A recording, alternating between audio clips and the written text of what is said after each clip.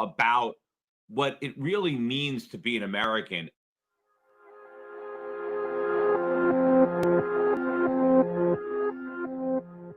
And what made being an American different than being British or being German or being Spanish.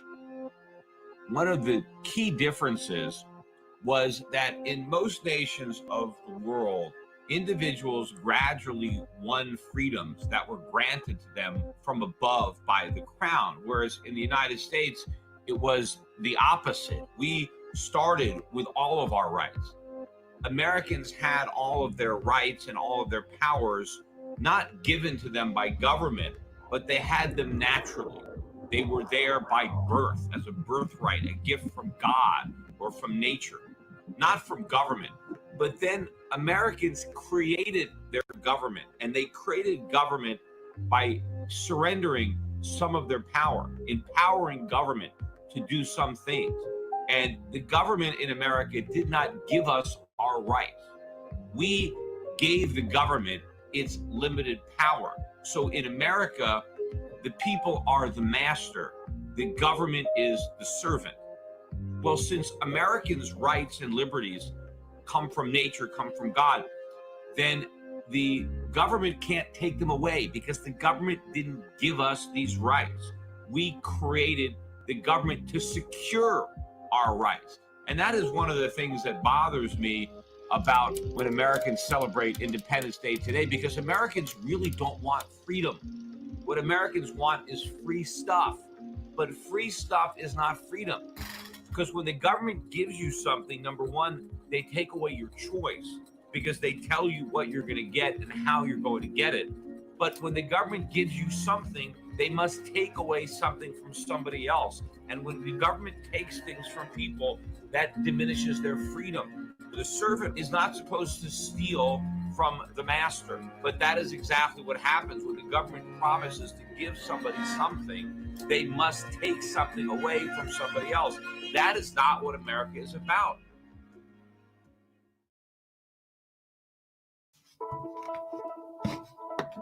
You know, we know what the Constitution means, not only because its writing is clear. Today, they say the Constitution needs to be interpreted, right? The Supreme Court is there to interpret the Constitution.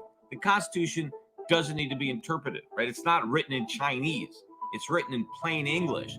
The Constitution needs to be applied. It needs to be enforced. It doesn't need to be interpreted. When people talk about interpreting the Constitution, they really talk about ignoring the Constitution and to impart meaning that doesn't exist, because people who want to interpret the Constitution don't like what it says. And so they want to change the meaning. They want to expand the powers of the federal government. James Madison saying the federal government's powers are few and defined, and that mainly it is going to be involved in external affairs, right? In war, in peace, in trade negotiations. And that is where taxes, right, are going to be. It says taxes will be associated with these functions. So the government will need taxes in case there's a war, to provide for the army. But everything else, everything that has to do with domestic affairs, that's all going to be done by the states. This is what Madison wrote. They can only do it to pay the debts of the United States and to provide for the common defense and general welfare. That's it. That one little paragraph, right, has been misinterpreted by Supreme Courts to mean that pretty much the government can do whatever it wants, right? Today, they say that, well, the general welfare means anything the government wants to do, it can do, and the general welfare gives the government broad and unlimited powers. Well, how can that be? If the federal government has few powers, how can the general welfare mean that it can do whatever it wants? It doesn't. The general welfare means things that benefit everybody. It is not the specific welfare of an individual or of a region or of a group or of a state. It is something that benefits everybody equally, right? When the government does something that benefits a particular individual or a particular group, whether it's, let's say, a welfare payment, or if it's aid, maybe there's a flood somewhere and they give aid to the flood victims, that doesn't benefit the whole country. It benefits the people who get the aid at the expense of the people who have to pay for that aid. None of that falls under the general welfare. The general welfare meant that they could do whatever they wanted. I mean, what's the point of having the rest of Article 1, Section 8? I mean, why not just say the federal government can do whatever it wants and just leave it at that? Right? What's the point of enumerating these powers? And this is the final part, and this is another part that the Supreme Court has twisted. This is now the elastic clause, what I'm about to read. This little passage, this sentence has done tremendous damage to our country. To make all laws which shall be necessary and proper for carrying into execution the foregoing powers and other powers vested by this Constitution in the government of the United States or in a department or agency thereof. Now, what that basically means is they have the power to enact laws to be able to do what Article 1, Section 8 says they can do. And that's it. So they have the right to establish a post office. Okay, we see that. So they can enact the laws that are necessary and proper to having a post office. It does not mean that they can do whatever they want. Like the Supreme Court says, this is some kind of elastic clause. Congress can do whatever they feel is necessary and proper. If that was the point, then we wouldn't need to enumerate these powers. We would just say Congress can do whatever it wants. But if Congress could really do whatever it wants, if it can tax however it wanted, if it can spend for whatever reason it wanted, then why would James Madison, the father of the Constitution, say that the federal government's powers are few and defined? According to the current Supreme Court, they're infinite. They're not defined at all. The government can do whatever it wants, which is clear nonsense. There's nothing in here about the government providing health care. There's nothing in here about the government involvement in education. None of this is written here. There's nothing in here about old age pensions. There's nothing in here about programs for the poor, anti-poverty programs. There's nothing in here about emergency aid, about disaster relief. I mean, all the things that the federal government now does are completely unconstitutional. There is no congressional or constitutional authority for any of these expenditures. When the government creates these agencies, departments for housing, to guarantee mortgages and to provide mortgages and to guarantee student loans, none of that stuff is authorized.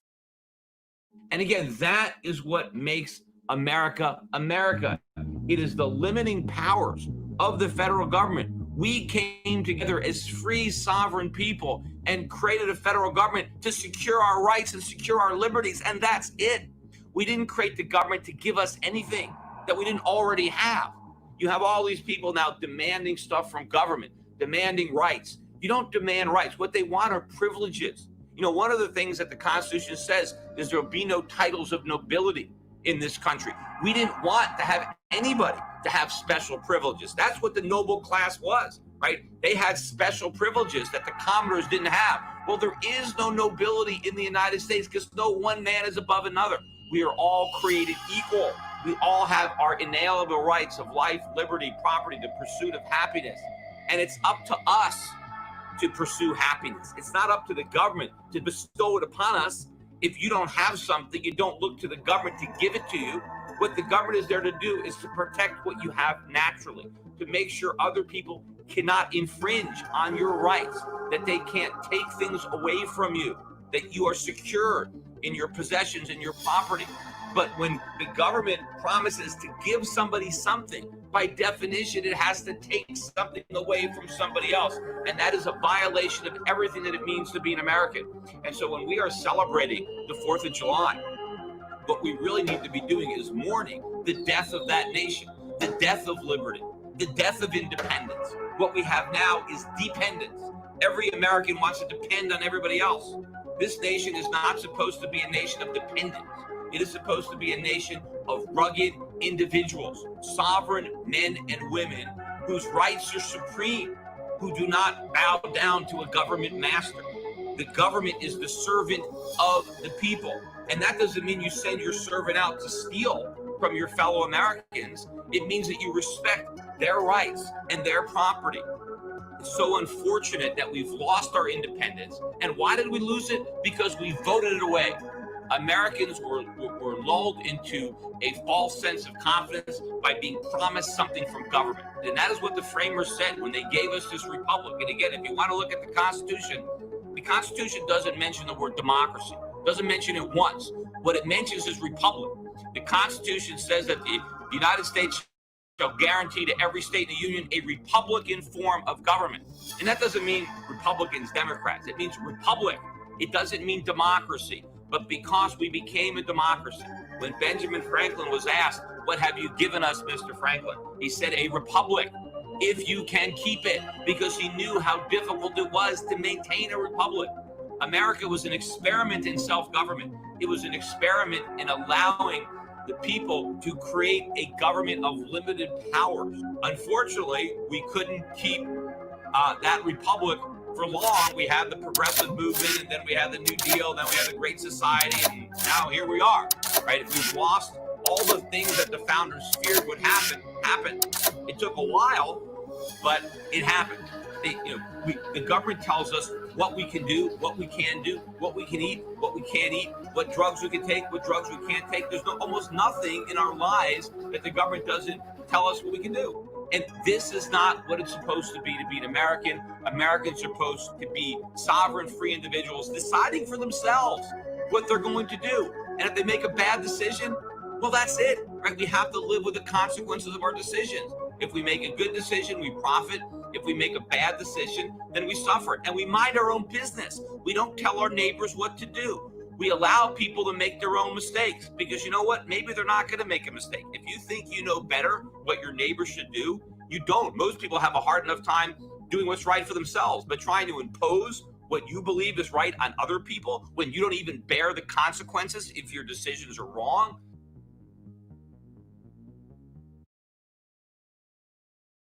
And hopefully one day, America will reclaim its heritage, and we will one day be the free people that the founding fathers intended us to be, and the free people that built the most powerful, the wealthiest country in the history of the world.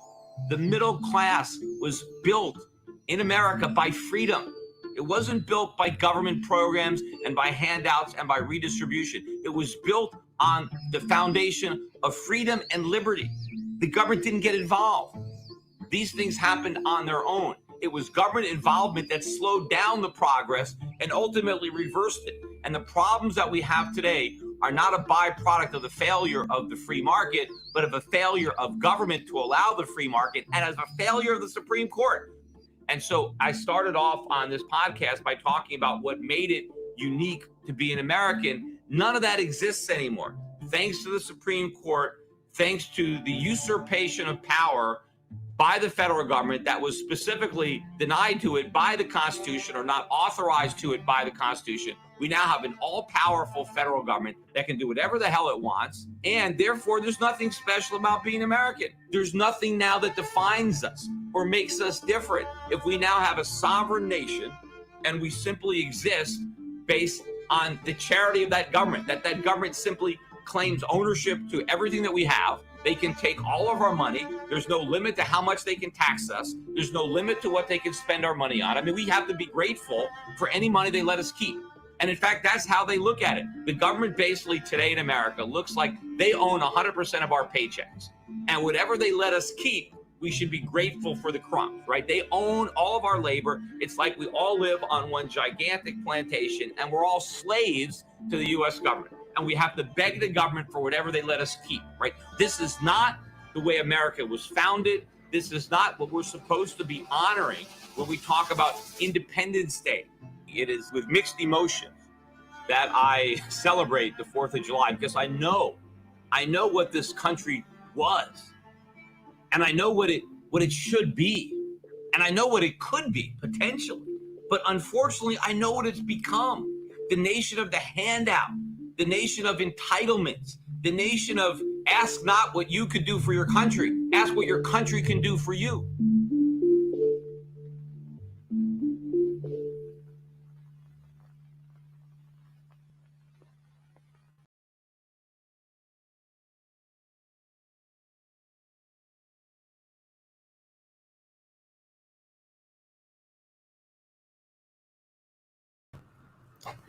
Guys, welcome. How we doing?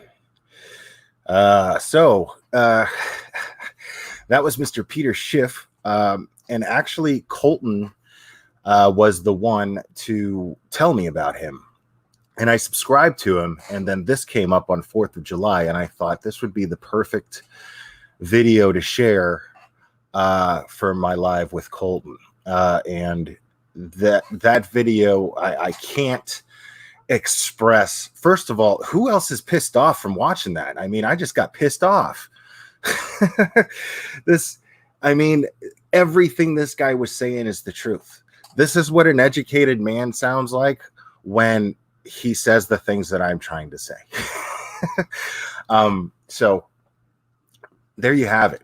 I mean, for the cliff notes for the people in the back, we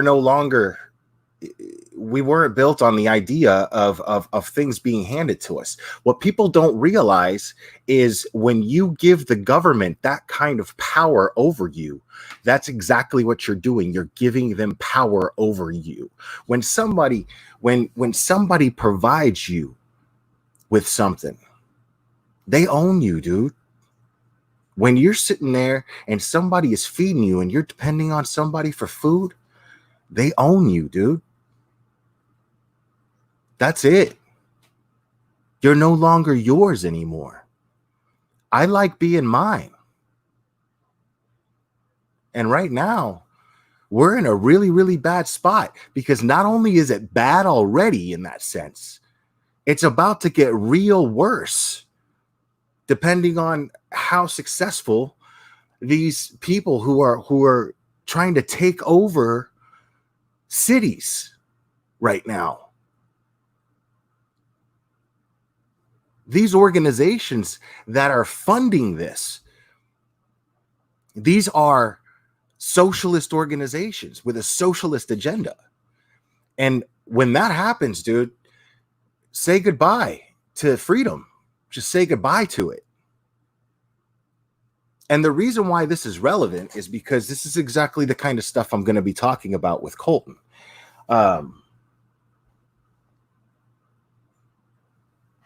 One second here. I've got to drop a link here for my man.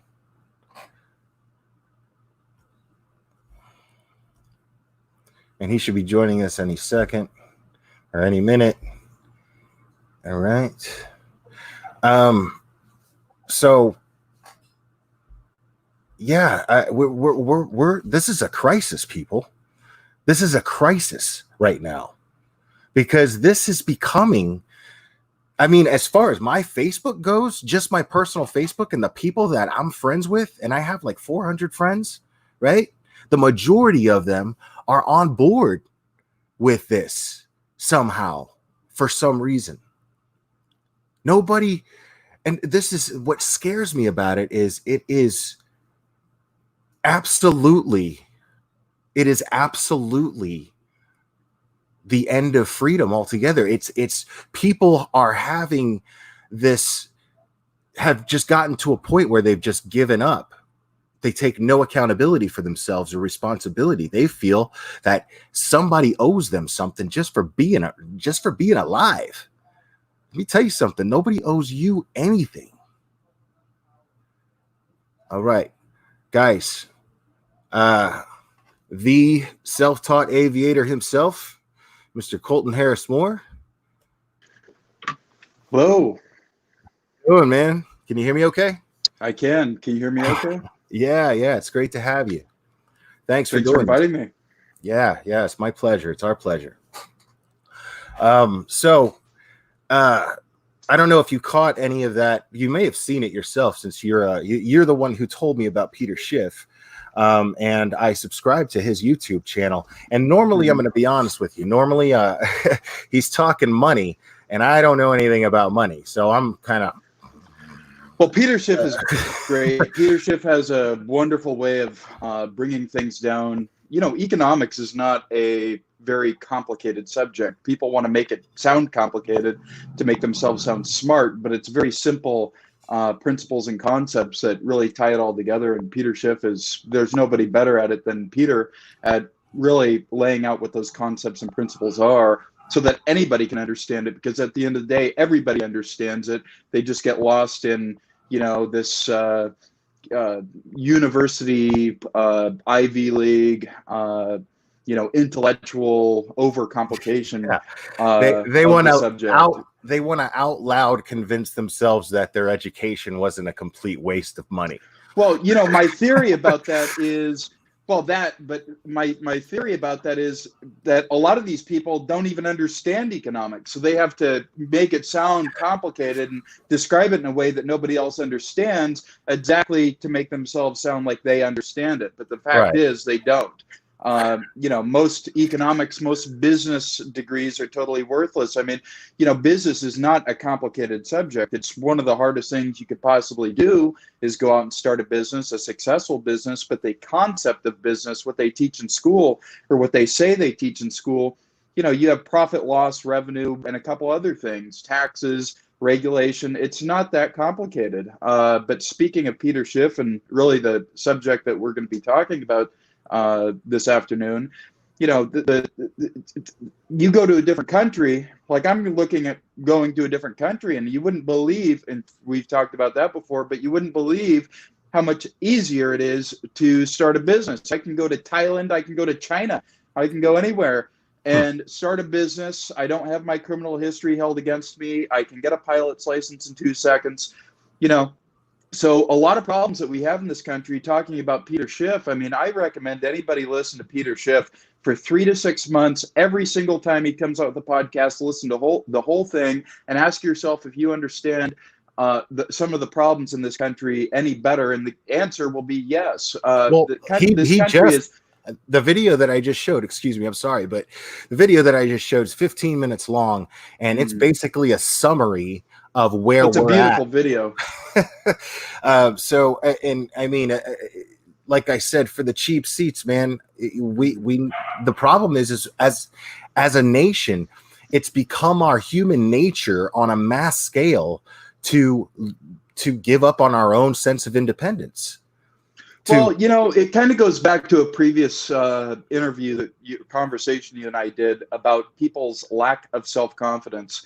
Both how they try to project that onto other people, but how it's truly toxic in their own lives. It strips them of any power or ability to go out and do anything. It strips them of their imagination, their ability to come up with an idea, and they villainize people that do those things. I'm not saying that's what's happening with these recent events, but it's a major theme that's been in this country. Really, I started noticing it when I was a small child. So there's big problems in this country, and it's not isolated to politics. It's not isolated to a political party. It's not isolated to an age group. It's really people forgetting what made this country great. If not forgetting, not knowing what it was to begin with. And, many of my friends, I never hear anybody talk about the freedom of this country, the potential of this country, what made this country great. They talk about raising taxes. I have a couple of friends who I won't say what political party they're part of, but they say, raise the taxes, raise the taxes. And I said, raise the taxes doesn't do anything, because you want to know something? These corporations and wealthy individuals, these people that have influence over their own lives, money, that's what money does. It allows you freedom and influence over your own life, creative control over your own life. You can simply go somewhere else. I'm not a rich person, but I understand it and I know what freedom is. And it's kind of ironic that I have to leave the United States or seriously consider it in order to pursue freedom. I'm an American citizen. I don't want to leave. Dreams, right. And these corporations and rich people, wealthy people, they'll simply go somewhere else. We see that all over the country. We see that with major corporations. We see that with Pfizer. We see that with everybody else. You raise the taxes and make, a good friend of mine who was in the Gulf War and his dad was in the Vietnam War, he said the business of this country is business. And free market capitalism has done more to lift more people out of poverty and improve people's quality of life and standard of living than anything else. I completely agree. And the fact that people don't know that or don't believe that, it's incredibly sad, because there's nothing else that even comes close. People come to this country with that understanding. so they can capitalize, because their countries, guess what, are socialist or communist countries that don't allow them to do these things. And so Well, they think of it. come here because they can. And we're slowly getting to a point. Now, I want to get right into let me just say this. Let me just say this before Go you ahead. move on to the next subject. You have people in certain political parties that are always talking about immigration. Well, why are they coming here? Why is the history of this country been immigration? Why? Right. They talk about immigration out of one side of their mouth, but they don't want to talk about what made the people want to immigrate here to begin with. So it's because of the opportunities that the country's supposed to have, of course, and provide. But but hey, sorry, but it takes work. It takes innovation, and incredibly it takes hard dedication. work. Right. Being responsible for your own life it's not easy. Nobody said it was going to be easy. Somebody went wrong telling these people that it was supposed to be easy in some way, because now here we are in Seattle, Portland, New York, everywhere right now. These majors, almost every major city has violent protests taking place in the name of what was supposed to be Black Lives Matter. Now, I've said a couple of times on this show, on this channel in the past, that I am pro the idea and the philosophy behind Black Lives Matter, and what they're at least telling people in order to get them on board with it.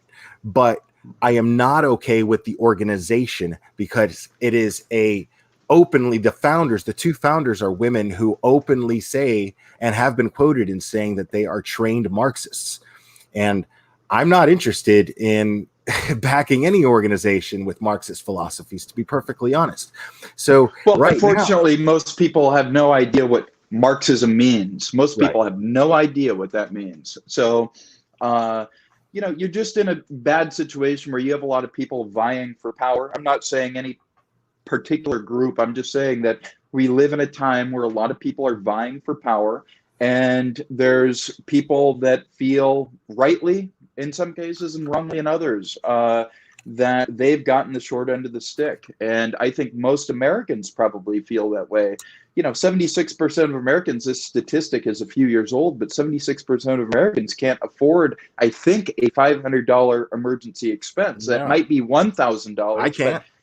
76% of Americans can't. So you have to wonder, we have this system, we have the roots of this system, the foundation of this system that was once great, but the structure that's been built up on top of that foundation is a gated, gilded palace that only a few people can get into. And I've experienced that myself. So so I think a lot of the concerns that people are talking about, although incomplete in many cases, in terms of root cause, I think that the people are on the right track. They're talking about things that, it's not, and that we talked about this in a previous conversation as well, but we have not had free market capitalism in this country for decades. We have not had a free market. We've had a government-regulated system. Absolutely. A subsidized system where the people that have money to begin with at the start of this next generation pseudo-socialist system on the back of corporate welfare and everything else. It really started in the late 90s. Really started in 1971 when they took us off the gold standard and we really had a true fiat currency. So the problems have just steadily become worse. And we see the consequences of that today, where most people don't have any money. Most people are in debt past their eyeballs. Most people can't even afford working 2 or 3 jobs to pay their bills and actually save money to, make an investment, to start a business. Most Americans don't have that ability. So I think that we're on the right track as far as opening the conversation about how we solve these problems. But the solution is not what the majority of the people think it is. It's not socialism. It's not whatever else they want to come up with. Because it's those pseudo policies which have created the problem to begin with. And Peter Schiff has done a beautiful and brilliant job of describing that really over the decades, over the many years that he's been talking about it. I can only imagine. I can only imagine how much the guy has to rant about it, you know, and Well, just imagine he's in the Peter Schiff, top 1%, you know. literally in the top 1%. And, you know, one of my favorite videos on all of YouTube is Peter Schiff's "I Am the 1%. Come Talk with Me," where he went to the Occupy Wall Street several years ago and he engaged in conversation, very civil conversation with people, and they started yelling at him and screaming at him, and he said, "I am in the 1%," and People he don't like to be described the wrong. policies. You know, the fact is that we have economic and monetary policies in this country which are total disasters that fleece the American people and the American government of future prosperity. I mean, that's what it is. But unfortunately, most people don't understand. You mentioned the word monetary policy and their eyes glaze over. And I'm not making fun of anybody, but that's what it is. Most Right. people have no attention span for these things. And it's I ironic don't. because they crow in the next breath about how terrible the economic situation is, but they have no understanding of what is causing that. It's government overreach. And, you know, that video that you showed, I did see parts of it. I was trying to set up my headphones, but I did see a few moments of that where he was talking about the government's few and defined powers. And, you know, we live in a time where people just grovel to the government. They just get on their hands and knees and say, "Government, oh, Right. what can you do for me?" And that's not what, you know, and they look to the government as the authority. And you know, Ben Shapiro, I saw a debate. I'm not a big fan of Ben Shapiro. I don't dislike him. I'm just not into him. But he was having this debate at one of these colleges, and this guy got up, this very arrogant young guy got up and was saying, "Well, these PhDs, these, oh, you know," and it's called an argument from authority, and where you cite, "Oh, my credentials, and oh, my big title, and oh, look at me, I must know what I'm talking about." And Ben Shapiro really just destroyed that guy, because arguing from a position of authority is, it's very two-dimensional. And we have a similar concept playing out in this country where people turn themselves over to authority, whether it's the police, whether it's the government. They look to the government to tell them how to live their life. They look to the police to tell them what to do. They look to everybody else in these perceived power, positions of power, to, you know, receive guidance or instruction on how to live their life or what to do. And that's not what this country was founded on. You know what's really ironic? What's really ironic is that I would have been behind defunding the police had the protesters actually acted accordingly and acted peacefully and protested peacefully and didn't start looting small businesses, Black-owned businesses. This is about, are you kidding me? This is about George Floyd, but you're robbing and looting Black-owned businesses, immigrant-owned businesses, you know, and these are people who did nothing wrong. And you're going to use the death of a Black man as an excuse to destroy someone's livelihood and dreams. And I don't think it's necessarily used as an excuse. I think it's used as, well, I suppose, but I think that what we have going on right now is, particularly with this Corona thing, I think this is all connected. The paranoid conspiracy theorist in me thinks it's all connected. Well, in some veins it is, but looking at the social consequences of the confinement, the lockdowns, the bailouts once again of the major corporations, but the little people, the regular people, the majority of the population gets a stipend. They get a tiny paycheck, and people have lost their jobs, and then the jobs that, you know, not to Trump's credit, but, you know, they say, oh, millions of jobs come back, and these are not high quality jobs. And, you know, I don't believe any employment numbers that come out of the U.S. government, number one. Number two, these are not high quality jobs, even if they are all real. They're guaranteed to be revised down 1 or 2 or 3 million. Just watch that. I predicted that the last time. That's exactly what happened. In fact, it went into negative territory. So these are not high quality jobs. There is a mass dissatisfaction in people's standard of living and quality of life. And so it's not that they're using that particular event. It's they're using any event as further evidence of Right. what we. But let me finish. I agree with you. They're using events that people can see. They can't deny that it happened as what people already know personally is happening in their own life, although it's not easily provable. They use the provable events to kind of let out this pent-up aggression and frustration and dissatisfaction, which is rightly deserved. I mean, most people live as how do I say this nicely? I mean, most people have no control over their own life. So imagine what I mean by that. I mean, they're not free. They're not able to do anything. Most people are in total debt. Most people can't go to a grocery store. Well, I go to the grocery store. It's $30, $40, $50 every time you want to get something of even mediocre quality. Who can afford that? So, yeah, and we're going backwards in every possible way. You know, but listen to this. Listen to this. I don't mean to interrupt you and cut you off. No, you're fine. But the whole defund the police. I'm not for defund the police, but I would. Neither am I. Not at all. I'm what I would call a moderate on that matter. Okay, so the way you convince me or people like me, moderate, reasonable, logical people that are going to look at yourselves. The facts. Well, not only that, but the way that you convince a moderate person like myself or like you is by making an economic case, okay? And I put on Twitter, Real Colton X, twitter.com/RealColtonX, the letter X, that you have here in Puget Sound in the Seattle area, you have King County with a fleet of tactical helicopters. You have Pierce County, which is the next county south, with a fleet of tactical fixed-wing aircraft. You have the next county down, which is where the capital of the state is, Olympia. They have a fleet, the Washington State Patrol, of tactical aircraft. You look at Snohomish County, which is the next county north of Seattle. I think they have 1 or 2 airplanes.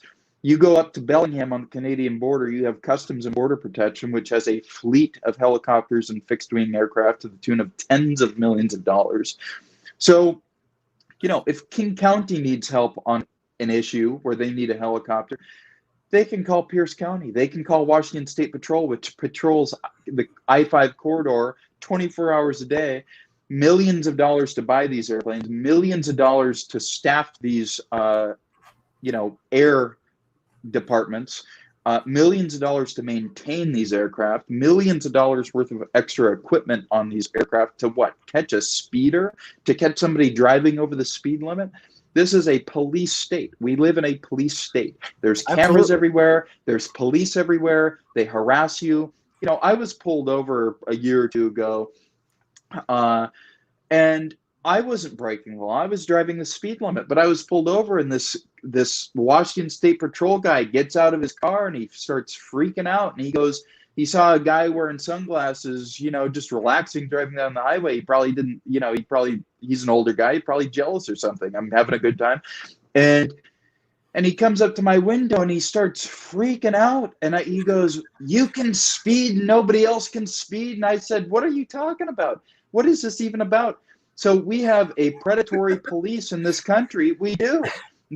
Police are everywhere. They're militarized. They have armored vehicles. Right. They harass people. They kick in people's doors. Sure. They have millions of dollars in aircraft that they don't need. It's boys with toys is what I said on Twitter. It's 25, 35-year-old dudes with tactical aircraft having a good time. Boys with toys. And so if you want to convince somebody like me of defund the police, I'm all for an economic rationale for doing so. That police can be at a sustainable level without the millions of dollars in tactical aircraft, without the millions of dollars in cell phone hacking gear and everything else. I'm not for defund the police, but I'm not for spending millions and millions of taxpayer dollars for a predatory police force to keep the little workers in check, because that's what we have in this country. Right. I agree with you. And like I said, I would have been okay with it. I would have been fine if there was, like I said, some reasonable way to evolve to a point to where we actually can prove we had an opportunity on a mass scale to prove that we could police ourselves.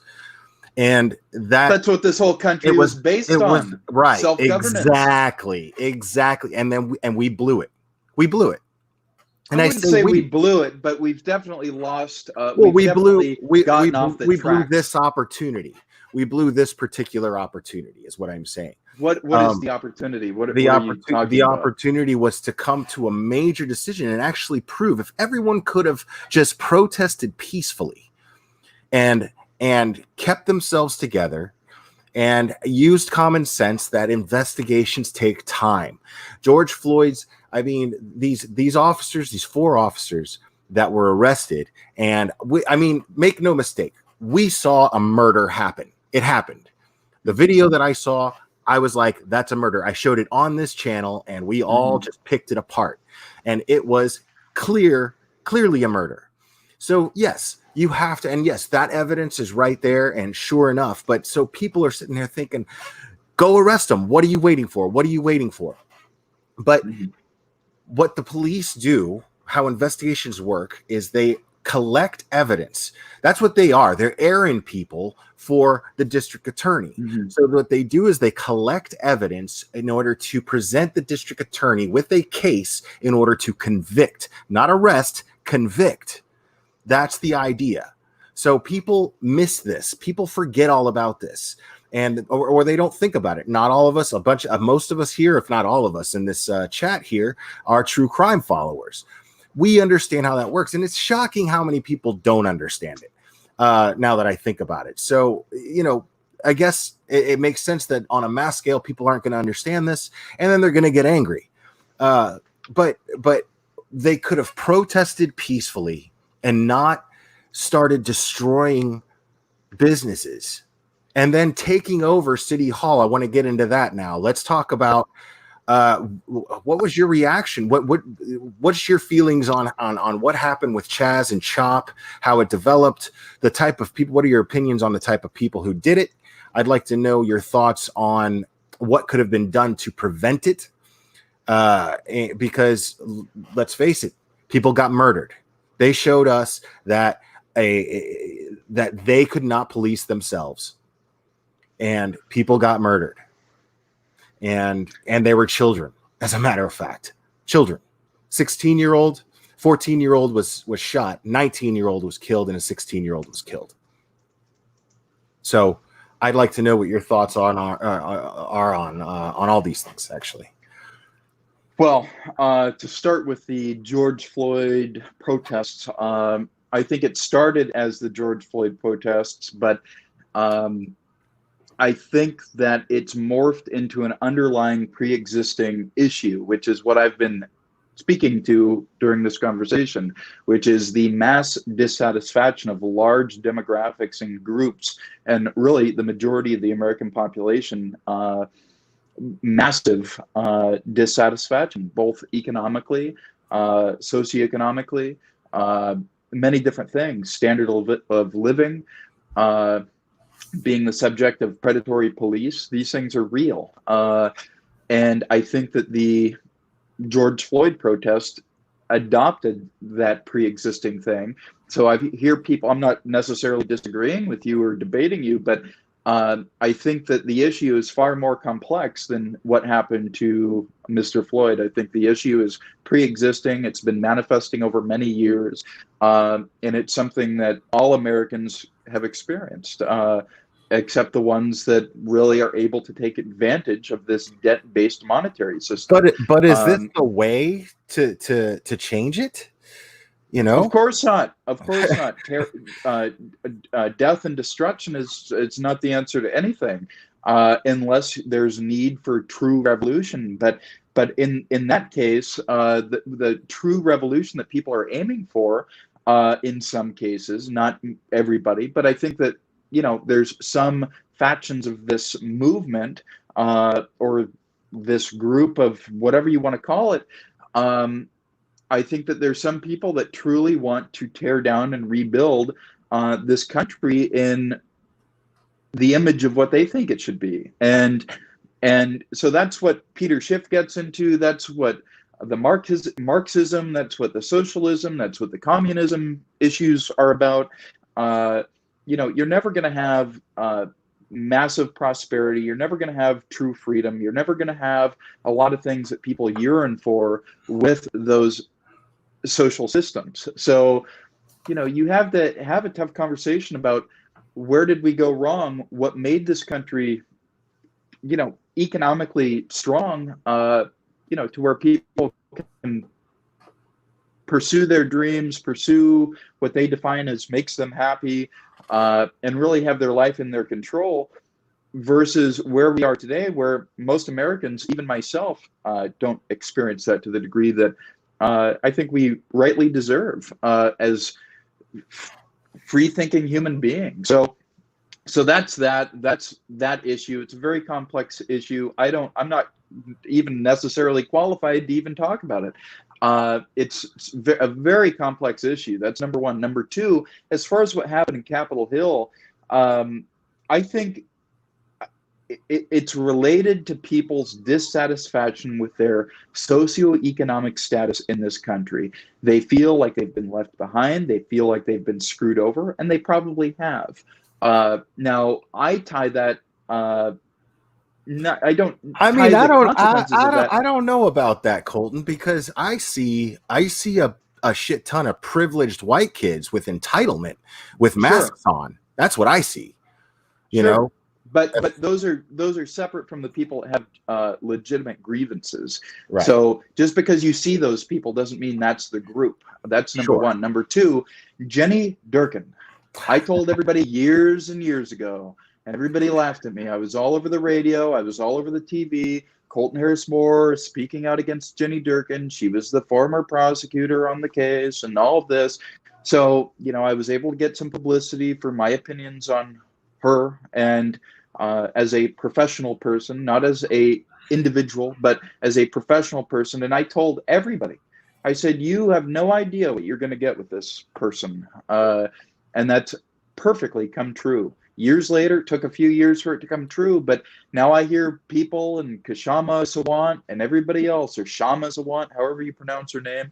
I believe it's Shwama, but you have all Seattle City Council, but you have all these people that are demanding her resignation. They weren't doing that 6 months ago, because I told you, and I told the Seattle public and the Washington public, anybody that was listening, I told them on Como News, Cairo News, I told them everywhere that this is not a problem solver. This is a lifelong politician, a bureaucrat. And they said, well, what do you mean? She's a prosecutor that was appointed by the president. She never ran for public office. I said, she doesn't need to. She is a bureaucrat, okay? She exists in this world of bureaucracy. She climbs up the ranks of bureaucracy. How do you do that? By playing politics. And she's clearly an opportunist, yes. You're a hardcore politician / bureaucrat. Bureaucrat and politician are one and the same, okay? There's no distinction between a good bureaucrat and a good politician. None. And so that was my justification for calling her a lifelong politician. She's been a lawyer. She exists in this corporate, not corporate, but like legal law firm, boardroom, reams of paperwork, very technicalities, little definitions of things. That's the world she comes from. That's where she excels. She doesn't excel or do particularly well in the free-flowing, abstract world of real-world problem solving. She's never been introduced to that. She's never been involved with it. She has no clue. And that is what she was signing up for and diving into the deep end with in becoming Seattle mayor. And I said she would do a horrible job. And that's exactly what's happened. She called it a summer of love, Capitol Hill. And people have died and countless others have been economically destroyed. So, and then Shwama, whatever her name is. The only logical explanation. I'm sorry about this. I just got to get through this thought. But the only logical explanation for getting behind this is voters. I mean, why in the world would you back up people that are destroying small businesses in your city? because she sees the majority Politics. of being angry. Right. She's just looking for voters. Politics. She's completely.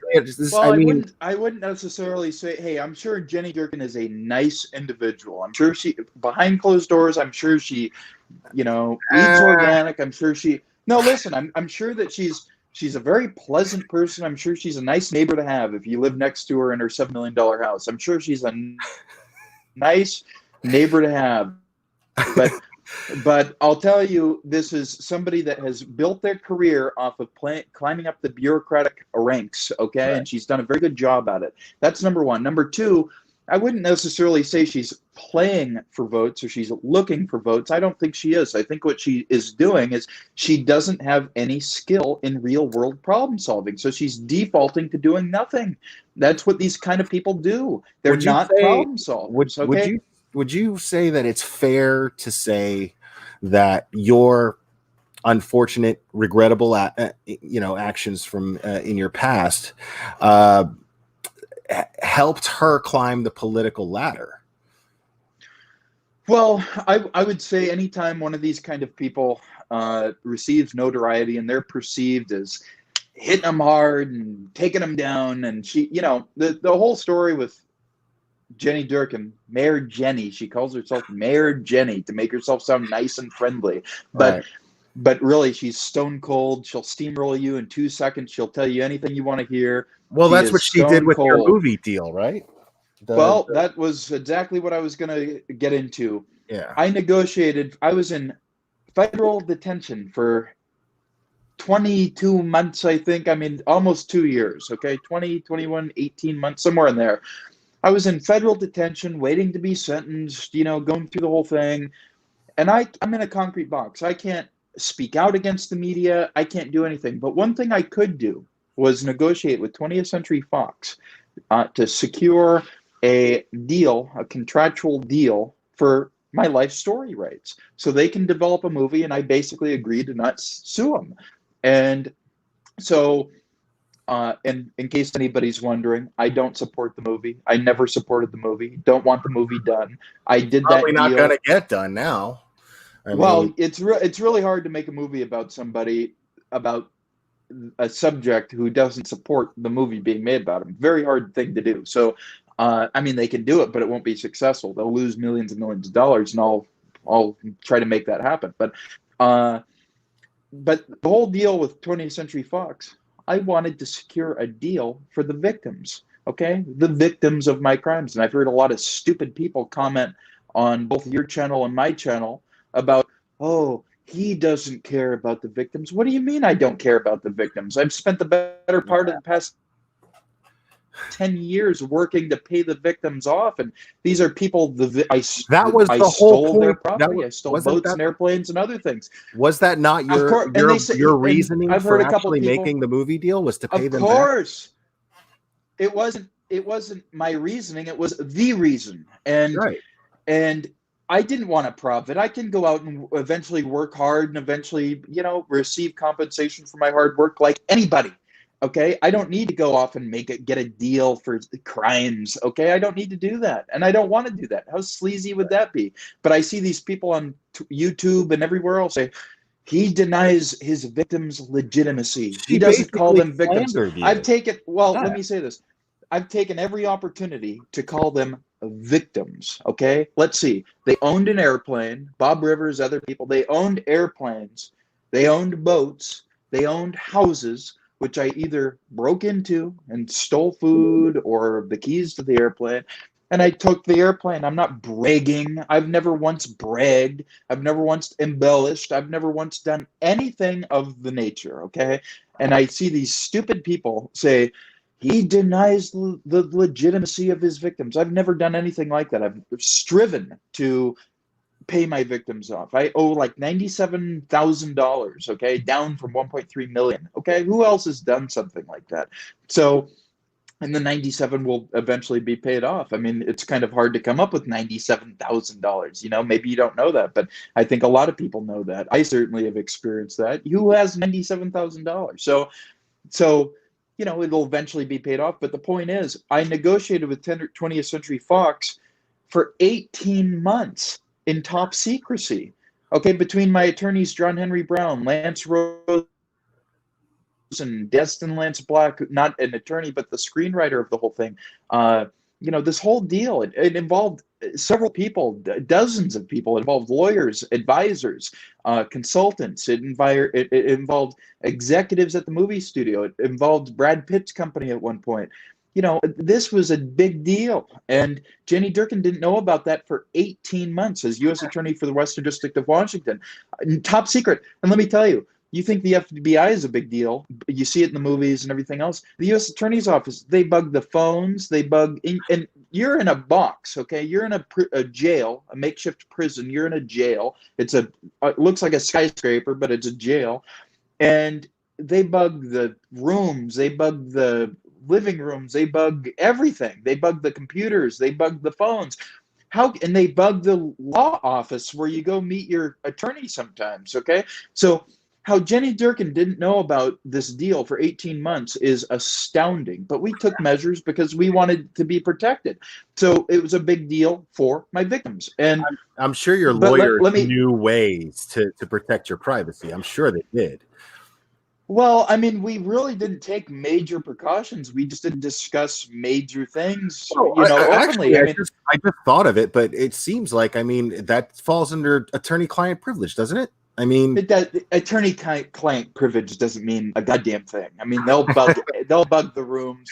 They'll do anything. Okay, believe me, they don't care. Okay, if they think they're going to get dirt on you, they don't care. They'll do anything they got to. Okay, that's number one. But let me finish this. So for 18 months, we negotiated. 20th Century Fox. Okay, Brad Pitt's Plan B company came in. Okay, they weren't willing to raise the price, and 20th Century Fox came in, and I think we started at like 150,000, and it got up to 365, and they said, well, we're really not willing to go above that. And my attorney, Lance Rosen, an amazing attorney. If you want an entertainment/media attorney, but Lance Rosen, that guy is amazing. And he knows all of the executives. He's extremely knowledgeable. He's made movies. He is responsible in large part for the complexity of this actually getting done. Otherwise, it wouldn't have gotten done. But the deal with this is they didn't want to go above $365,000. They've never gone above $365,000 or $350,000 for somebody's life story rights. Okay, Frank Abagnale Jr., who people wrongly compare me to, I am not a Frank Abagnale character. Catch Me If You Can. That's almost that. You're way better looking, by the way. Well, Frank Abagnale Jr., I think. Have you ever seen that guy? Have you ever seen what he looks like? Yeah, as a matter of fact, I have, and I've been in indirect contact with him, and he's actually a very rude person. But the deal with the whole Catch Me If You Can, Frank Abagnale Jr., I'm not Catch Me If You Can. I don't want to be Catch Me If You Can. I'm not ever going to be Catch Me If You Can. Other people want to be entertained by that. I will never be Catch Me If You Can. Okay, I want to build companies. I want to employ people. I want to build things. That's what 20th Century Fox would have done with you. That's what they would have done. Not necessarily, because we have Destin Lance Black. Right, the screenwriter. Destin Lance Black is also amazing. So I had a lot of people in my. And just for the people in chat, this screenwriter is also the one who wrote Milk, the Harvey Milk story. So very good screenwriter. J. Edgar, he has a long track record. Yeah. One of the, if excellent not the best, one of the best. But listen, the whole deal with that situation with Fox is they didn't want to go above $365,000. I told them directly, I am not going to be keeping the money myself. This had to have been at least a year because we were 6, 7, 8 months into it. But I told the executives at 20th Century Fox, the money's not coming to me. I don't want the money. I don't want to profit from this one penny. And so it's going to the victims, the restitution. And only then were they willing to go above $365,000. And they ultimately went up to like 1.2 or 1.15 or 1.3, whatever it was. I don't even remember what it was. But the point is, They've never gone above $365,000 for somebody's life story rights, but they did because I said I will not be profiting from it.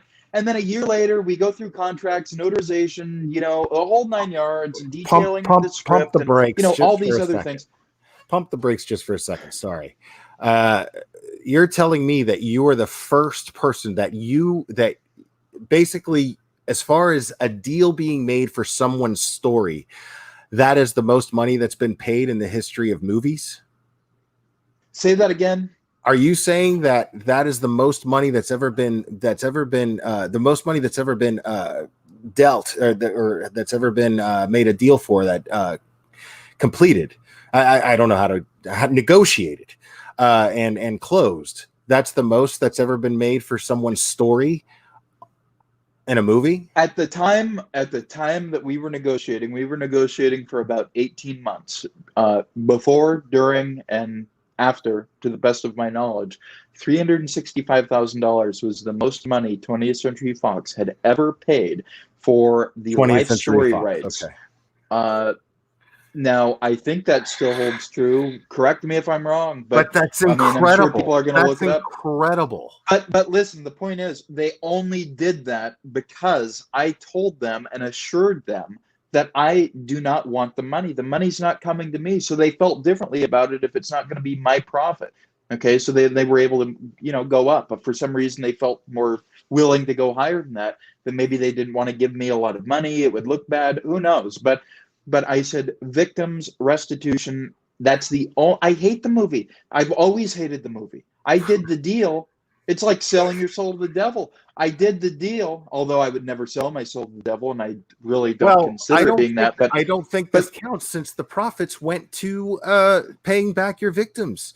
But listen, I say that because I rolled the dice on whether or not they would make a movie I don't want them to make in order to pay back my victims. Right. Okay, so I put that risk on. I see what you're saying. Right. Okay. When I hate the movie, I've always hated the movie. I still do, and I will do every single thing in my hey, 20th Century Fox. I will do everything in my power to make sure that movie is a resounding failure. Okay, that's number one.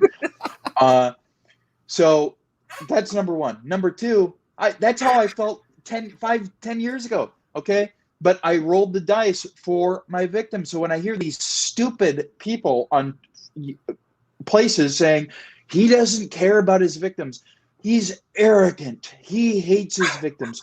I don't hate my victims. I want to make my victims whole. That's been my hardcore number one thing for the past many years. Okay, so people don't know me when they say that, and I get into big debates about people that know nothing about me. And only a couple times, because I really don't care. I mean, I'm doing my thing, and I'll deliver on my goals, and that's what I care about. And the people, you know, even Bob Rivers said that he didn't think he would ever get money back. You can look at one of his recent videos. He said, I didn't think I would ever get a penny, but then I start getting checks in the mail. So that's because of me. The U.S. government didn't do that. Jenny Durkin didn't do that. I did that. And I negotiated for 18 months for that deal. Okay. And then, but let me say this. I've got to say this. And then she hears about it. We go up to her, and I'm almost done. That's the only reason why I'm you're fine on this. And then we're done with the deal. Everything's signed. And we go up to Jenny Durkin's office, and John Henry Brown, great defense attorney, the best in the world, goes up to him, still good friends with him, still my attorney. Okay, goes up to her and says, we have a deal. We're ready to pay 90% of the restitution to the victims. And she hangs up the phone and flies down to the lobby of her office and holds the biggest press conference you've ever seen and says, Colton Harris Moore will be prevented from profiting from his crimes.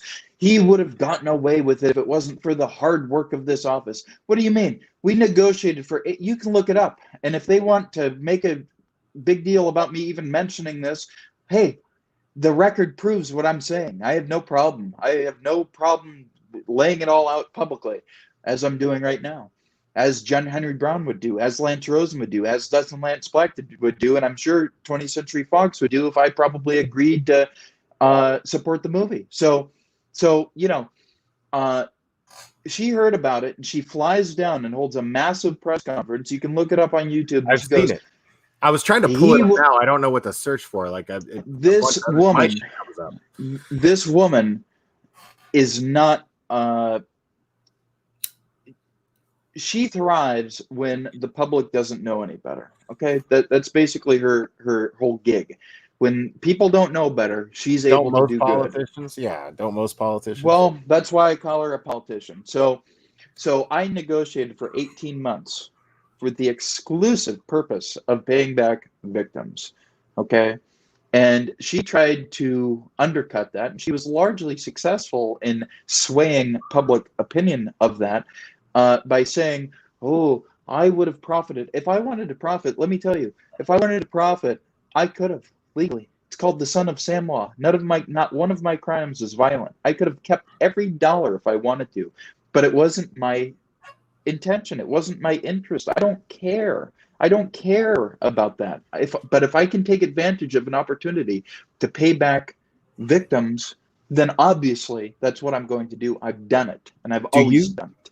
Do you think that Chaz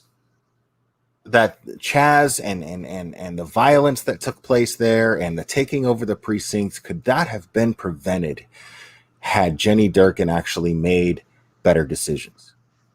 Well, I wouldn't. It's really delicate. And again, I'm not qualified. I'm not the mayor, so I can't necessarily answer that question perfectly. But there's a lot of things she could have done differently. But again, she's not a problem solver. She does not thrive in real world fluid problem solving like I do.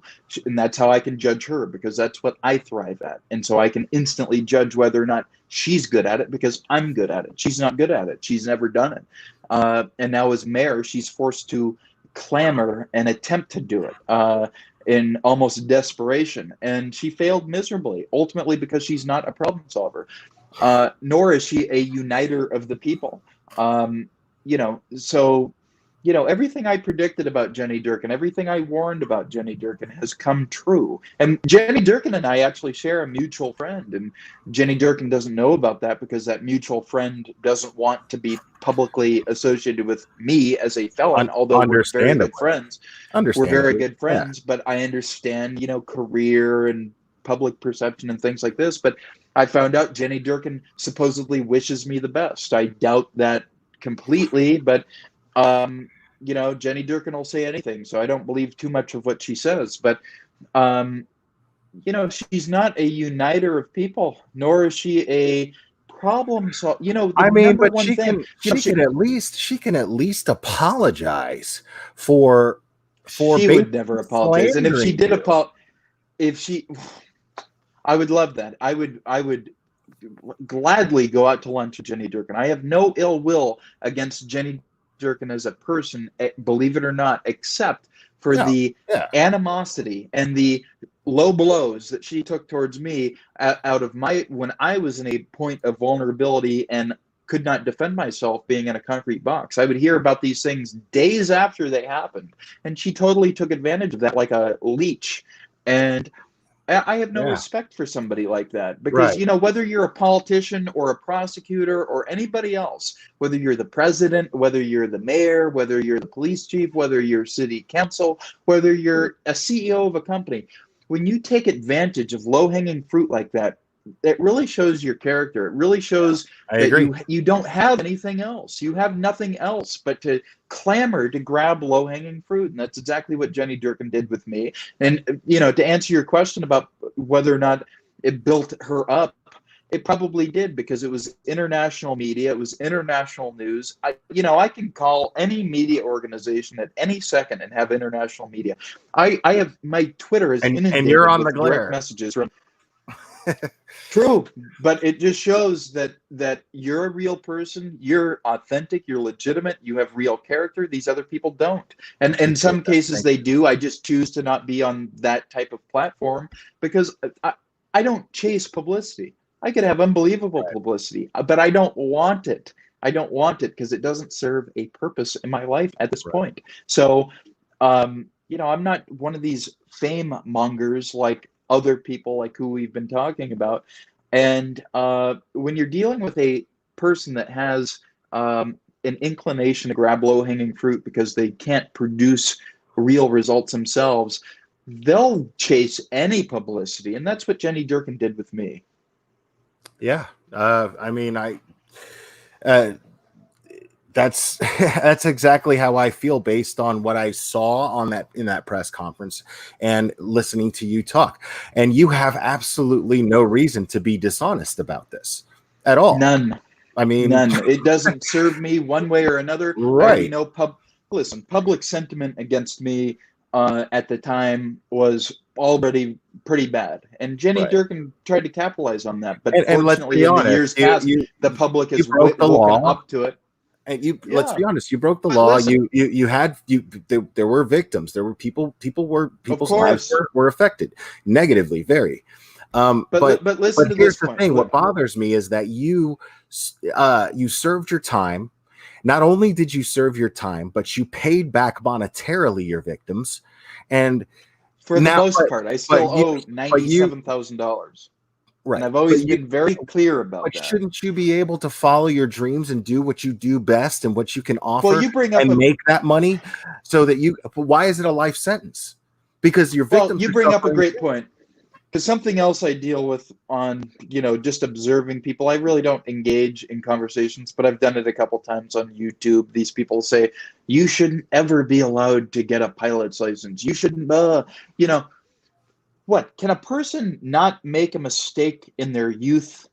Okay. Can a person not apologize for that? And this is, you probably can perceive that I have kind of a chip on my shoulder, but I'm not angry. I'm not, aggravated about it, but I'm incensed at the idea that people out of one breath say, oh, I should be able to do this, I should be able to do that, but then there's a hallmark example of what that person could, or a person that could be a hallmark example of that and demonstrate that for other people and serve to inspire other people to do the same thing, myself, and many people like me.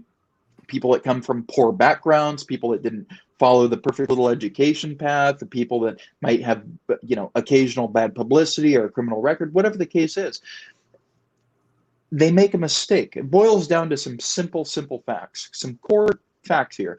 You make a mistake, you deal with the consequences, you learn the life lesson, and then you move on. Okay. So you have 4 major things, maybe 5, but then the broader public, of which the person needs their support and acceptance in some cases. I know I have. I'm dealing with the FAA. I'm about to file suit on the FAA. If it wasn't for the COVID-19 thing, I would have already done that. But the court system is totally gridlocked and not moving. So I'm waiting to file suit on the FAA. Total discrimination. They want me to spend, I think, like I did the math. My attorney did the math, $42,000 or $43,000 extra, just on the tests that they want me to do because I broke the law, because I stole an airplane. They want me to go through all these tests to check my motor skills. Believe me, my motor skills are just fine. I flew airplanes to different countries. But let's throw your qualifications out the window and let's focus on the thing that actually really doesn't matter.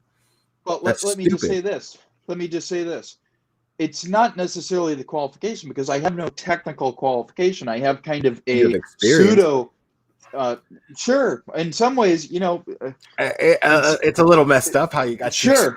But my goal is to get the qualification, is to go into flight school and learn from qualified instructors, people that make it their life's work to teach people that want to fly, okay, that love aviation. I want to go and be around and near these people and become friends with these people and learn from them. And the FAA is blocking me from even doing that. Why is the FAA saying, oh, you have a criminal record? This is what the FAA wants me to do. I'll promise you less than 60 seconds. I'll explain it. So they want me to go to a psychiatric evaluation to judge my ability to process information, okay? They want me to go to a psychological evaluation, which is supposedly to how I process information and interpret that and translate that into motor skills, okay? Turning knobs, moving dials. Believe me, I filed flight plans. I know how to do it. So That's number one. Flown airplanes to different countries, not bragging, but I can turn knobs and move dials. Okay. So, and then the third thing is they want me to round up every court document that's ever existed on me. Okay. And, starting at a relatively young age, 13, 14 years old, broke into a cabin in the woods, so we're going back a long, long time.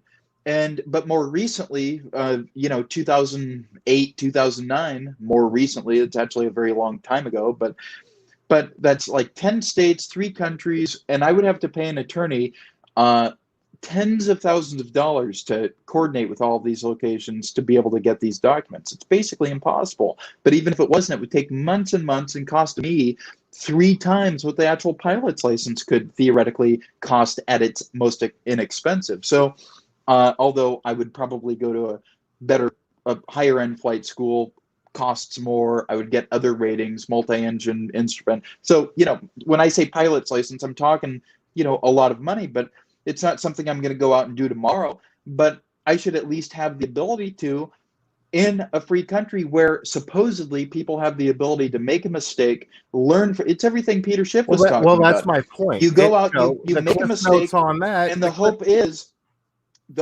you learn from that mistake, apologize, and move on, even if it's not an issue where you apologize publicly, but to learn from that mistake and better your life. And I'm basically being prevented from doing that. If the idea is actually rehabilitation, why are you not allowed the opportunities that would benefit you from rehabilitation? Why would society not be allowed why would society be denied what you can offer them? You want to know why? That makes no sense. Why? Because it really ties in to the demonstrations. It ties into this social issue that's going on right now, because people of all race, color, and creed have been systematically discriminated against, whether because they're poor, because they don't have money, even if they're not poor, whether they didn't go to the perfect little college, whether because they don't have the perfect little college degree that is totally overpriced and they'll never do anything with. A money manager friend of mine, he manages hundreds of millions of dollars right here in Seattle. He has an office assistant who is it's a very small office, but he manages tremendous amounts of money. But his office manager does an insane amount of work, okay? And she has a degree in medieval history, okay? She probably paid $100,000 for that degree. What does medieval history have to do with managing money and coordinating a professional office environment? Okay, so just because I don't have perfect little degrees, and a lot of people don't, but people are discriminated against in this country, total discrimination. And they're prevented systematically from improving their lives how they see fit.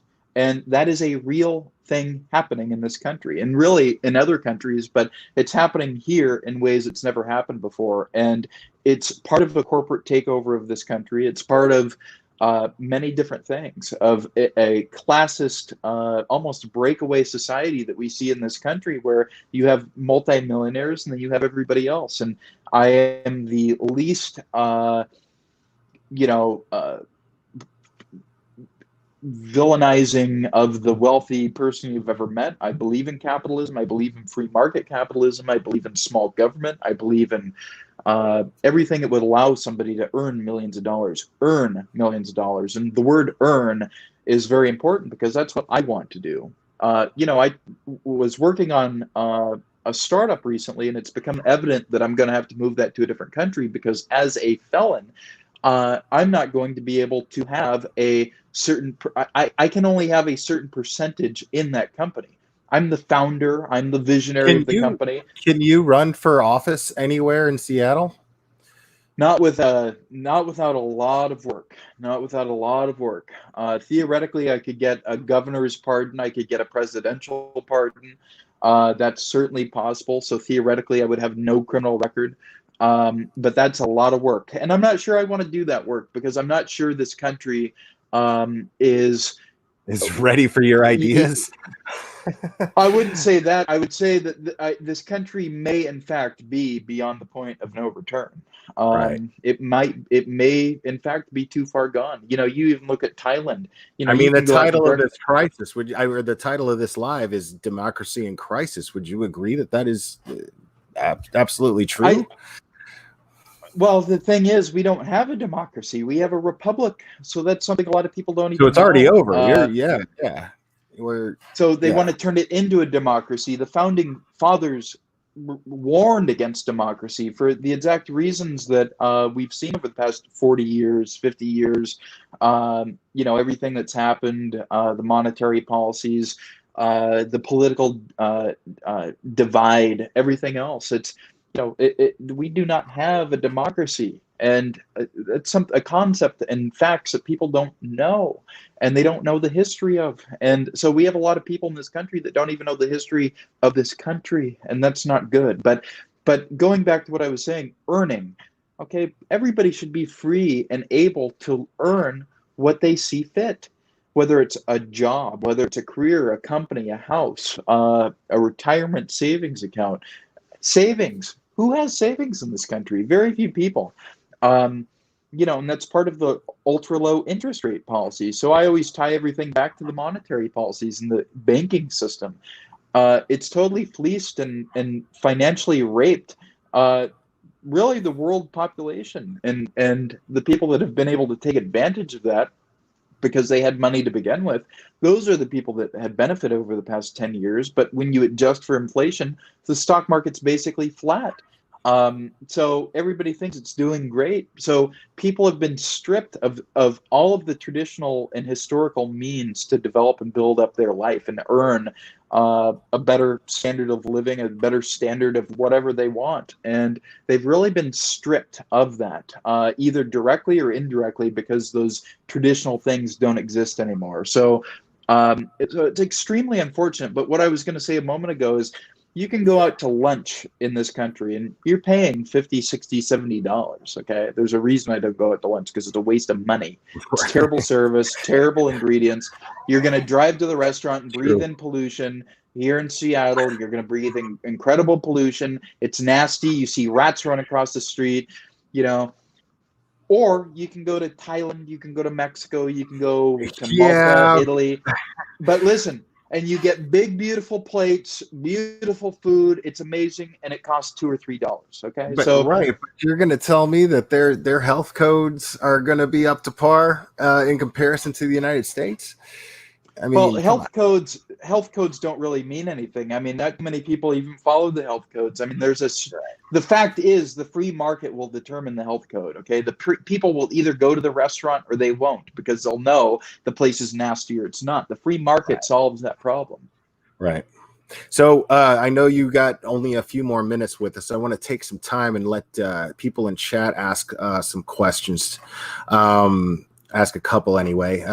Angelina ATF, she's asking what you think our country will be like after COVID. I have no idea, and I'm not sure I want to even think about it. I have no idea. It's bizarre and almost like a Twilight Zone, but bizarre would be the word that I use. It's disturbing. And I think that people, going back to one of my first points, they have this reflex to bow down to government direction, to bow down to government instruction, to grovel to the government. And I just don't see particularly people's perception of where power over their own life comes from. I don't see that getting any better. Right. Does anybody in chat have any more questions for Colton before he goes? He's got about 5 minutes. But I really appreciate you joining us. This went as well as I could possibly hope. So I want to take a minute here real quick to tell you thank you, and that your Thanks insight. Your insight is always fantastic. And I can speak for the entire chat and all. So the is listeners. yours. So is yours. I appreciate that. Thank you. Yeah, it's I'm really glad we ended up becoming friends, man. This is Yeah, me too. one of those cool things that just happened. Totally. Wicked Witch wants to know what kind of music you like. Let's keep it light. Why not? I like everything. There's really no kind of music that I don't like. I wish I had more of an opportunity to listen to music, but I look at numbers and do work all day. But I like all kinds of music. Right on. Okay, try to keep this one quick. I know this is probably going to be a complicated answer, but hold on, not that one. But Brother Preach wants to know what your thoughts are on systematic segregation in our country. Well, what I would ask him is, and maybe he can be quick with the reply, but what does he define as systematic segregation? Because I can look at that racially, I can look at that demographically, I can look at that socioeconomically, I can look at that in age groups, I can look at that at urbanization versus more remote areas. There's many different ways to look at that. So I would have to, what is precisely his question? Who does it relate to? I think it's fair to say that he's probably referring to Black people in this country. One of the things that I've seen since I was a little kid, when I was a little kid, I'm almost 30 years old, so it gives you an idea, like 20, 25 years ago. He says demographic. In his defense, okay. He says demographical. Well, I guess I'll answer that both ways. There's also many different demographics. So I'll answer that the best way I can without being fully informed on some of these aspects. When I was a small child, you didn't have any of this vitriol. You didn't have any of this animosity based in politics. The fact is, we're all humans. And there are interested parties out there who want to divide people, whether for control, whether for influence, whether for power, whether for money. They want to keep people down. They want to keep all people down. Walmart, everybody, they want to keep people down. They want cheap labor. They want, it's called divide and conquer. And I think the important thing for individuals to remember is that we're all humans, because I have many friends that are hardcore liberals, like you wouldn't believe, like hardcore liberals, like MSNBC most of my meets CNN meets everybody I grew up with.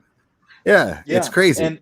But the thing that shocks me is that I can sit down and have like a 2 or 3 hour conversation with these guys and gals, and we find that after about an hour of more angry debate, after about an hour of that, we realize that our paranoias or perceptions, and I'm a libertarian, if anything, I'm totally independent, but if I'm anything, I'm a libertarian. I'm not Republican or Democrat because it's a total smokescreen. Same here. Why would I be part of a total smokescreen? I agree.